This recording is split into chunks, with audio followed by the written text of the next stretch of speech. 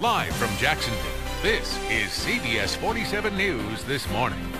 Well, as we try to keep our home and our yards pest-free, it may come at a high cost. The harsh chemicals and pest control products can have a lasting effect on your health.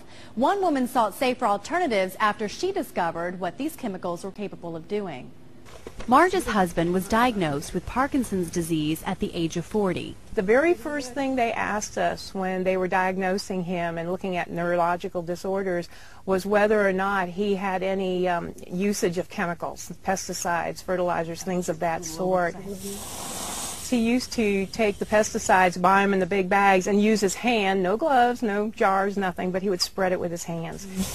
Marge has a better understanding of how these chemicals are absorbed through the skin. Knowing what we know, we're not about to have them continuing with any kind of pesticides or any kind of chemical usage like that. She switched out all of her chemical fertilizers and pesticides for a cedar-based product.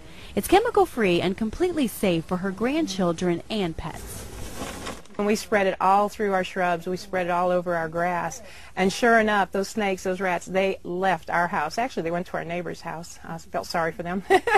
She is happy to be rid of the rats along with other insects. But mostly, she is happy to be rid of the poisons that threatened her family. With the Parkinson's, it's not going to reverse. We're not going to, the damage has been done. But we're not going to add any more.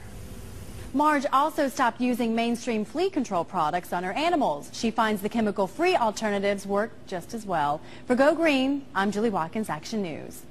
And we have more information about safer alternatives to your pest control products on actionnewsjax.com. Go to the Taking Action section and click on the Go Green tab.